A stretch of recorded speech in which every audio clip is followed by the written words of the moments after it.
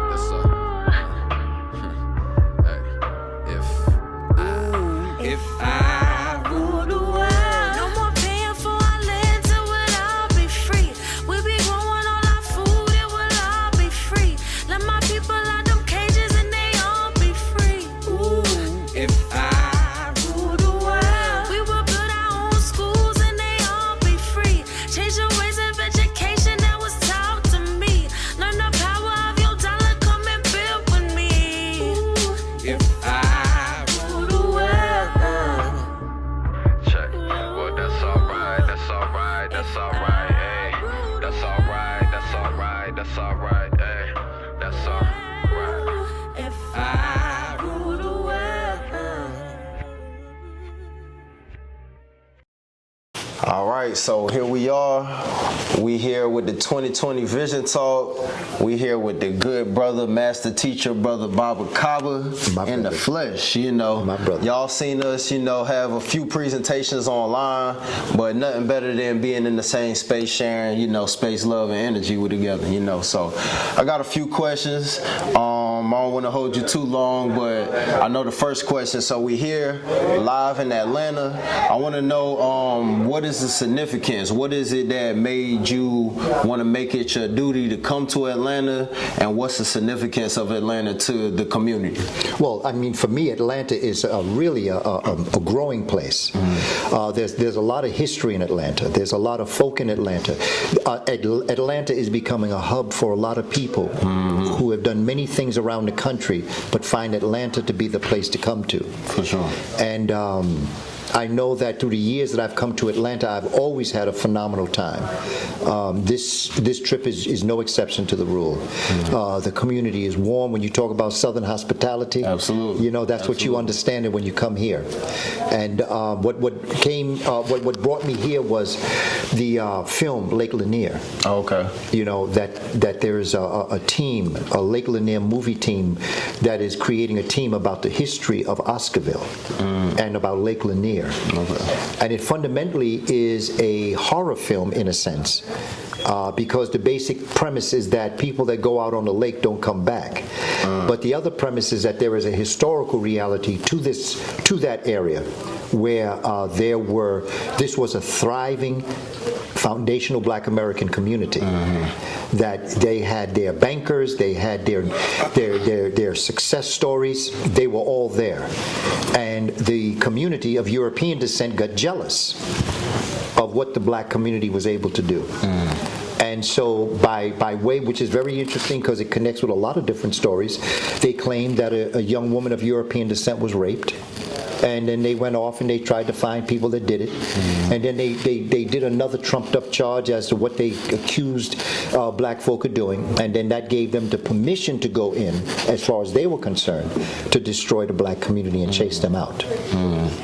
But the interesting thing is that to hide their sin, they created a lake over the community. Wow. And so under the lake, there are African burial grounds. There are Black people that were murdered in the street. There are a number of things that, according to our storyline of our ancestors, that bones talk, and that what goes around comes around, and that if you should create that type of atmosphere, that you better be careful going out on the lake, because there's a history that's there. And so what I'd like to do is, in a sense, deal with this story spiritually, but also scientifically. I don't want to step on the toes of that great movie, Lake Lanier. But what I do want to do is I want to be able to give our community a working knowledge of why that would be so significant. And so that's what I came to do. And while I was there, reached out to my brother And my brother told me that he was interested in having me come to do a presentation, and that's what we did today on my book, Spirituality Before Religions. And then I heard that there was a brother that produces a dynamic water, and that he wanted to come out. Come on now, talk to me nice. Help out. Come on now. You know I had to show up on the scene. That's it. My brother Baba Kaba coming? Please tell me you got a table for me to bring the water. You know, because if not, I'm coming anyway. I'll let them know it's in the car. But they gave me the opportunity to set up a table. I'm grateful. Yes. Live alkaline water, the best hydration in the nation. Natural alkaline spring water. Black on water from black on land. Get it from the black man, you know. So, yeah, I'm grateful for you. Yes, no doubt. So, and that's a perfect segue into the next question. Before I even give you the spill of what it is, let me ask you, when you hear "We Are the Gold," what comes to mind? We are the gold. We are the gold. Well, when you look at gold as a substance, to us as African people, gold was not the value. The value was the fact that it was durable. So that when Africans made statues or doorways or carvings and they used gold, the gold wasn't the value. The fact that gold was durable and that statue would never collapse was the value. So it represented eternity. It represented something that is here. It was here yesterday, it is here today, and it will be here tomorrow and forevermore. So when I hear a statement such as that, we are the gold, I think of the fact that as black folk, we are the first. We are here now. We'll be here tomorrow. We'll be here forever. So the idea that we are eternal in our existence. Absolutely. So we got this campaign we call "We Are the Gold," which is all about us highlighting master teachers as yourself, highlighting different entrepreneurs and businesses that are providing certain resources, products, and services to the community, ultimately highlighting the idea that we are the wealth, value, and solutions we've been looking for. So we don't have to look any further than ourselves, our family, our community, our network. We got everything we need, and we just coming up with a concept and a campaign that's going to motivate our people to be a part of this action and demonstration. Yes. We also got a part of the campaign that's really like focused on this water as an essential resource. We call it liquid gold. You know, it's a life source, and it's got living minerals, so it's bringing a health and wellness element as well as an economic empowerment element at the same time. So when we looking at examples like Atlanta area, Fulton and DeKalb County, it's almost 1 million black people. So there was a study in 2019 that said we spend an average of $10 per month on bottled water. So if you're talking about 1 million black people spending $10 a month, that's $10 million. What does it look like for us to harness that energy and recirculate it back into our community? What does it look like for us to expand the jobs because of the demand and the expansion of the business? So, and then we also got an element where we want to give away 2,000 gallons of water throughout the month of April and May in North Carolina and Georgia.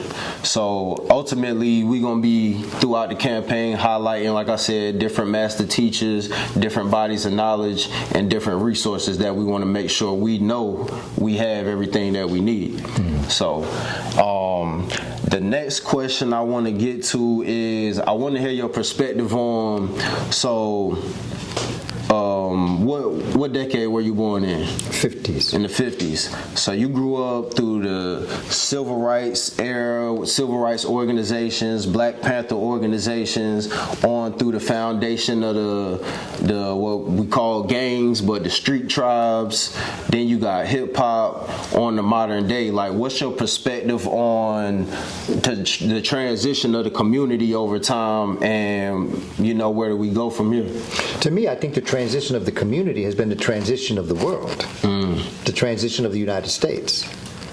We are a mirror of what has happened. It's worse in the European American community. But because they always highlight us, we don't see them. They don't show us what they're going through. They only show what we're going through because they'd like us to be the focus of things. But the reality is that we are at a point now, I believe we're at the best time that we could be in. Their time is up.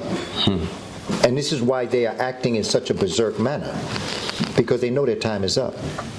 And now they're going to have to do things that's going to make a difference because they're trying to hold on to their own thing. They don't care what happens to their great-grandchildren. Right. See, because they're going to pay reparations. It's not if, it's when. And the more they put it off, the higher the price is going to be to pay. They're going to pay. Yes. In their minds, maybe in their ignorance and their arrogance, they don't see it. But we will get what we deserve in time. That's the law of reciprocity. For sure. We'll go around, come around. We built this country. We built the economic system of this country. And that's a science. That's not an emotion. We built it. We were the Industrial Revolution. We were the machines they used to fuel what they did. So the bottom line to me is that we have always had tribes. Right. You know, I call them street organizations, street tribes, gangs. To me, the police are a gang. For sure. The fire department is a gang. Teachers are a gang. You know, it's a group of people that have a single intent. And so everybody's. The question is, what is your intent? Right. You know, and so I understand and I see. I was telling my family, I was telling my son years ago, when I was listening to rap music, I said, watch where it's going to go. It's opening up now. Folk are now saying things that you could never say before. And that's good, and that's sometimes challenging. But no matter what, it's a reflection of the times that we're living in. And so what we have to do is we have to never forget the universal code of the world and move on from there. Don't forget the laws of Ma'at. You know, don't think that what go around don't come around. That you shall reap what you sow. How you act is going to come back on you. Be careful the things that you do. Absolutely. Be careful the things that you say, because it's going to come back on you, and many times it come back sevenfold. And so I think that where we are right now, our answer is to keep on keeping on, keep on doing what we're doing here, having these type of conversations, my generation to your generation, the experiences that I've had, understanding what your generation, and you see, here's the other thing, Brother King, my experience with children throughout my throughout my career has always kept my finger on the pulse of the future. And so I watch children grow.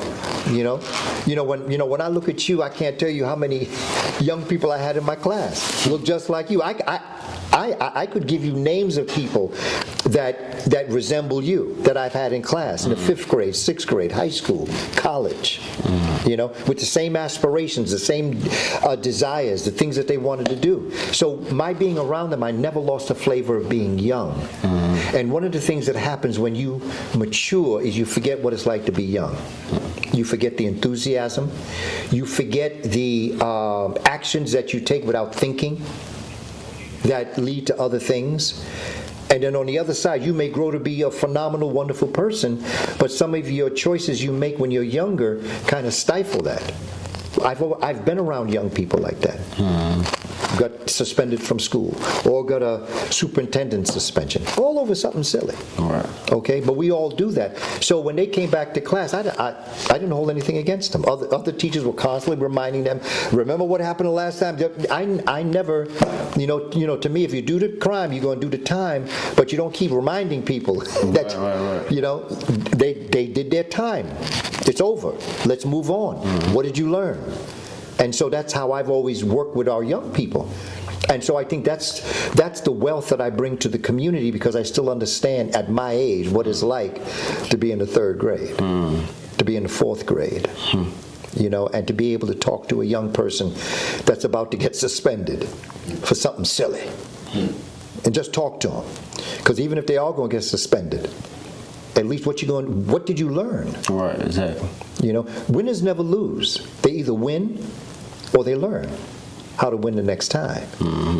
And that's what being incarcerated is supposed to do. It's supposed to teach you how not to do this again. But in most incarceration centers, they want you to come back because how's that they going to get a job? If they didn't send us to prison, who going to work? They're ignorant children who can't do nothing, can't pass no tests. They become the prison guards. Where they going to work if they don't put black folk in prison? Right. That's what I tell black folk all the time. Between that and the fact that you are the experiments in their hospitals, got to stay out of there. You know, because we need that young strength in our community. So the moral to the lesson is, what did you learn? Right. Nah, that's profound, because I had my grandfather, he was real big on that. So we would get in trouble. He would be one of the ones, he would mess around, scoop us up. We get suspended from school. It might even be a week or two later. We thinking that's behind us. He pick us up, take us out to eat, be at Golden Corral or something. By the time we get comfortable, get to eating, he like, what happened at school the other day?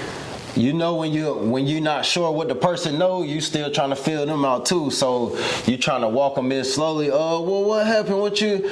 Yeah, then you get suspended. Oh, you talking about that?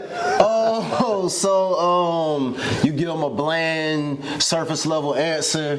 Well, this is what I heard. Oh, yeah, so what happened was, and then one of the major, most profound things he would do, he would just ask us, well, why'd you do that? And you get to thinking it through, well, you knew you were going to get in trouble, right? And you like, well, of course, obviously, you thought you weren't going to get caught, but like, I don't know why I was tripping, and you just sitting there looking dumb, feeling dumb. And now to this day, that's kind of still how, like, even if it's an event, you know, or something where we wanted to analyze the results we got. Now I'm going through that same track of mind where it's like, well, why did we get those results? What could we do better next time? And I just got that critical thinking in me now because I had somebody engage with me, where it wasn't just about because I said so. It was like, nah, well, first off, before I even give you the whole stories, because, you know, you got them elders that'll give you that same story again. You like, I done heard it, you know. Obviously, you didn't get the lesson, so I'm going to tell it again. But ultimately, I realized, like, he was just training me to think for myself. And not just about beating you down with what I'm thinking and feeling, and not just talking down on you, but he was real big on listening to the youth too. Yeah. And that was profound because that helped me establish a foundation for me to know that I had a voice, know I was supposed to be heard, and I had something to say as well. But yeah, so I'll wrap it up with this. This is a major, profound question, probably throughout time, but especially since we've been in this American experience. We got this real issue with the identity issue. You know, we got people arguing, oh, we the Moors, we are nation of Islam. No, we actually the Hebrew Israelites. People ask me that. I'm like, yes, you Hebrew Israelite? Yep. You Moor? Yep. You nation? Yes, sir. I'm all of that, you know. But what do you say to that whole dynamic of us always butting heads and finding a different way to divide over these different identities? I'm African. I'm all of it. Oh, then you know, oh, well, no, we indigenous American. I'm like, yep, I'm indigenous American. I'm indigenous African. Yeah. I'm indigenous. I'm all of that. I'm all of that. Same thing with so-called religions. I'm a Christian. I'm Muslim. I'm Hebrew. I'm Rosicrucian. Okay, I'm all that. I'm Zoroastrian. I'm agnostic, atheist. I'm all that because I'm African and I know everything. The source of all things came from Africa. So I'm all that. And it just at this point, my brother King, we don't have time for that. Right. Okay, we don't have time for that. The only thing we can do is stop fighting amongst ourselves and come together. And I think that they've played a game in terms of divide and conquering us, where even us, we are in that point. You know, I mean, we're tripping over if the earth is flat or round. You know, there's a lot of things that we're tripping over. And there's so much scientific documentation as to what the reality is that we're facing. I'm saying to us, we need so many other more important things that we have to do. Don't waste your time doing that stuff. Right. Okay? We have to come together. Whatever you are, let's not talk about it. We African, let's come together and talk. What's going to be better for our children? Because what's better for a Moorish child is good for a Nation of Islam child. It's good for a Christian child. It's good for a Hebrew child. It is good for any child that lives anywhere. And whatever you practice, whatever you think you are, that's your business. But the children are the focus. What are we doing for the children? And what example are we setting for the children? All this time we've all been talking about what's wrong with the children, with all of the different things that we're doing to each other. But what example do they have? What are the adults doing that's setting the example for the young people to think it's all right to do certain things? So that's where I'm coming from. For sure. I'm at the point in my time where I just don't have time. Right. No more. We ain't dealing with that. It's done. For sure. So that's my answer. I'm an African. Yeah. I'm everything. Absolutely. Yeah, I'm just like, look, I'm about working with harmony. Whoever flowing in the same harmony and vibe I'm with it. Mm-hmm. But yeah, I'm past trying to convince and convert people. If you don't resonate with this unity idea, then excuse me, I'm gonna have to, move around with those that are in harmony, because it ain't gonna be everybody at one time, So I'm just here to connect with those that got the common ground that we can stand on together. So. Yeah. It's very straightforward. But when our emotions come in, then we take it personal. Mm-hmm. Now we arguing. Now, you the idiot. You don't got the right knowledge. So we have to move beyond that, and we have to understand that it's not over till we win. Absolutely. And we got to keep on keeping on. That's my bottom line for me, Simple for us as a people. Very simple. Number one, stop fighting. But first, stop fighting with yourself. Who are you? Do you know who you are? Not just as your culture, but as you as a human being with a divine purpose on the planet. Who are you? And once you get to that, then you can start to be able to interact with other people. You can't interact with other people. You can't know other people if you don't know you. Facts. So that's what we have to do. We have to go in and deal with that internal battle that we have. Absolutely. And then when we deal with that, then we deal with those around us. Absolutely. That is the way I see. I went to the Martin Luther King Center, and I saw a carving on the floor, on a stair, and it said, "Nonviolence or non-existence." And when I saw that, I thought about, give me liberty or give me death. And then I thought about, it's the ballot or the bullet.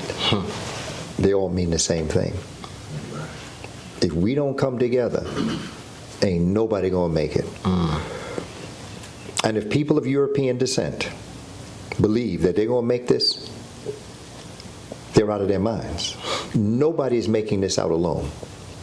There is no African group gonna make this out alone.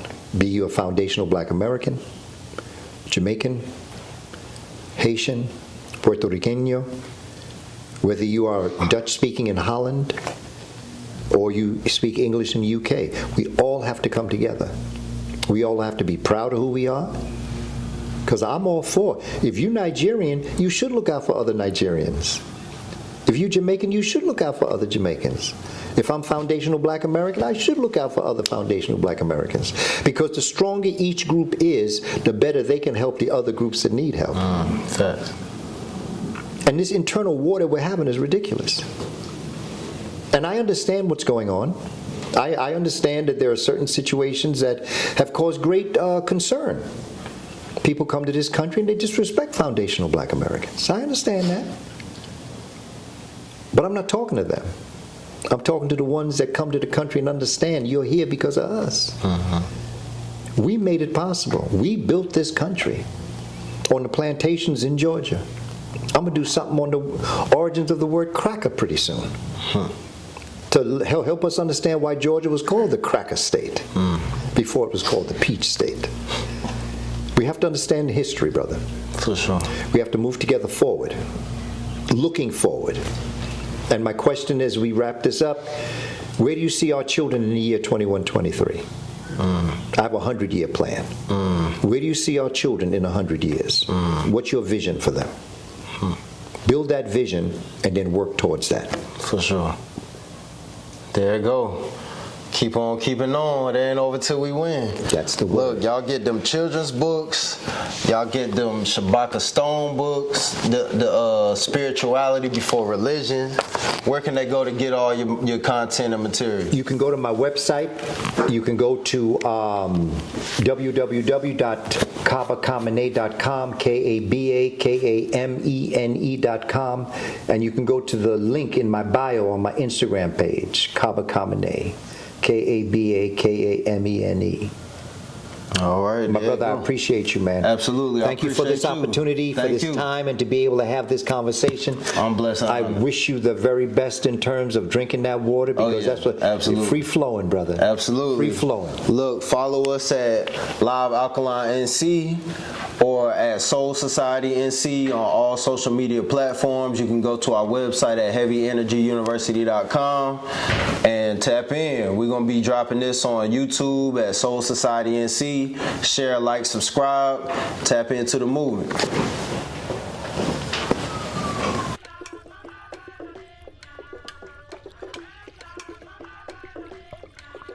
Yeah, they know my name. They know my Peace of love, family. How y'all feeling today? Right. Well, look, all praise due to the Most High. Thank God for another day, the greatest day. And we greatly appreciate y'all coming in to tap in and build with us. And, you know, for those who weren't able to make it but are here in spirit, shout out to them. And we ain't got no time to waste no time, so we're going to get right into it. So this is a Declaration of Independence. Well, what is independence? Independence is our ability to be able to depend on ourselves for our well-being, our survival, and not just to survive, but to thrive. Without independence, there is no freedom. And without power, there is no independence. So how do we activate our power? Well, our power is first and foremost in the people, in the unity of the people. The Honorable Elijah Muhammad once said, our unity is more powerful than the atomic bomb.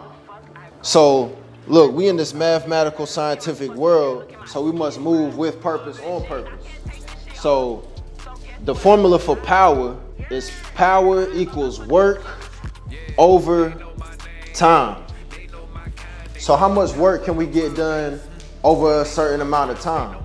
So our goal in February is to be able to harness the power and energy of 10,000 of our people through the We Are the Gold Challenge. The We Are the Gold 10,000 Strong Challenge is calling on 10,000 of our people to purchase at least $10 or more and drink live alkaline water. A black-owned water from black-owned land, straight from a natural alkaline water spring. Now that's power. That's our first step to freedom, independence, and activating our power. Like a pastor, I know the truth. Like a hacker, might stir the pot. Like it's batter, done with the chatter, time for the action. Wake up, wake up. I said, I live.